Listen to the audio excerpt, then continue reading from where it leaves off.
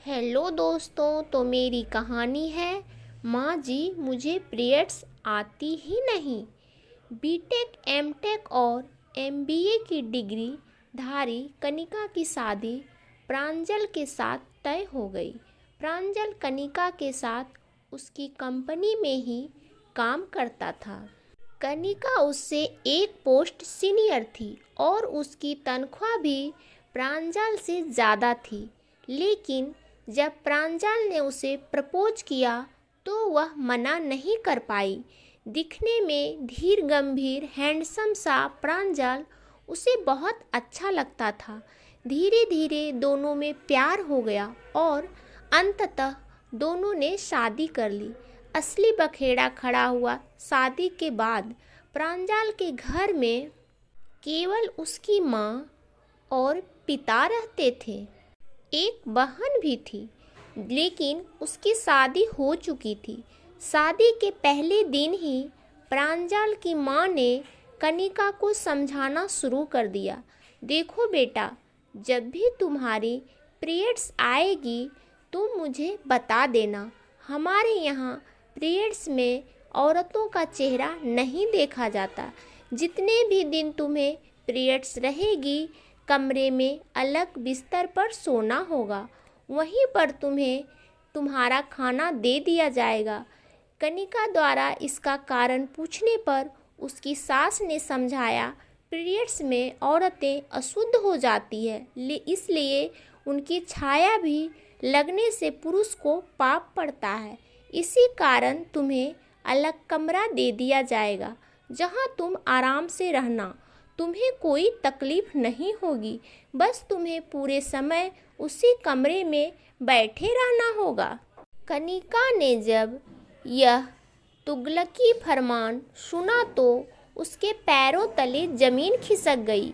उसने अकेले में प्रांजल से पूछा, प्रांजल, तुम्हारी मम्मी ने मुझसे ऐसा ऐसा कहा है, अब तुम ही बताओ, 5 दिन तक मैं एक कमरे में बंद रहूंगी, कोई मेरा चेहरा नहीं देखेगा तो मैं ऑफिस कैसे जाऊंगी?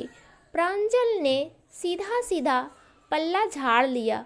उसने कहा, कनिका, यह सब औरती की बातों में मुझे मत घसीटो। यहाँ पर ऐसा ही होता रहा है।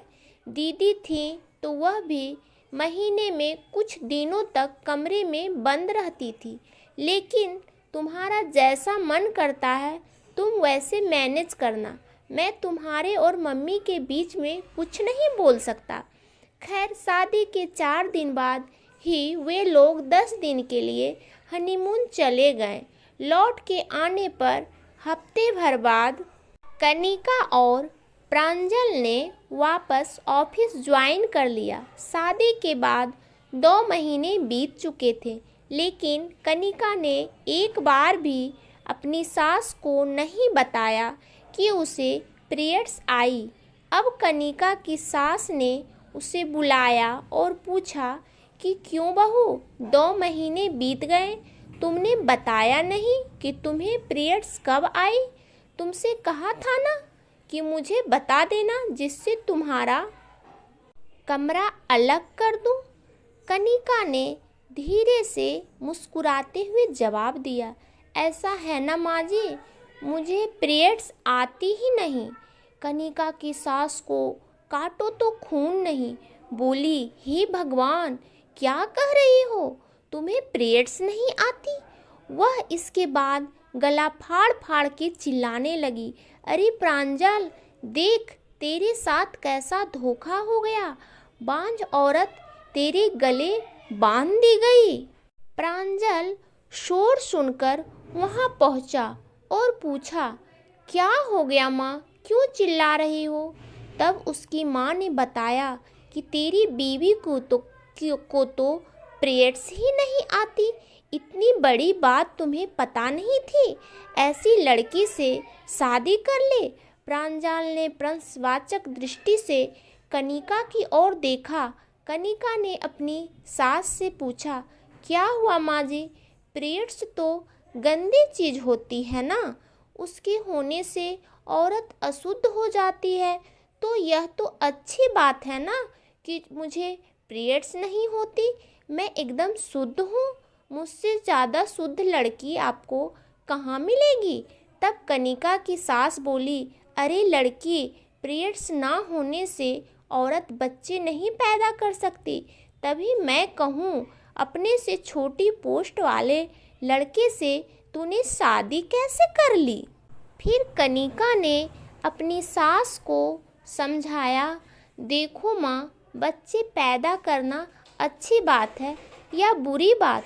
तो उसकी सास ने कहा, यह भी कोई पूछने वाली बात है, हर औरत माँ बनना चाहती है।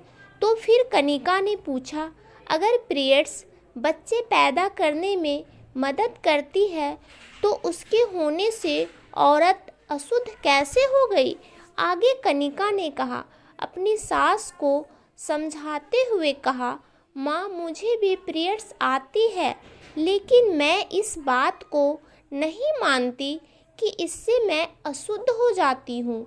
यह तो एक बिल्कुल ही प्राकृतिक प्रक्रिया है और आजकल तो साफ सफाई के लिए अच्छी किस्म के पैड उपलब्ध हैं, जिससे कपड़ों पर कोई धब्बा भी नहीं लगता। फिर इस तरह का ढकोसला क्यों। लेकिन सास तो सास होती है, अपनी बात गलत कैसे साबित होने दे। तुनक कर बोली, तुम आजकल के बच्चे पुरानी परंपराओं को मजाक समझते हो। अरे तुम्हारे भले के लिए ही तो कही थी कि अलग रहना। तुमको 5 दिन आराम रहता, कोई काम न करना पड़ता।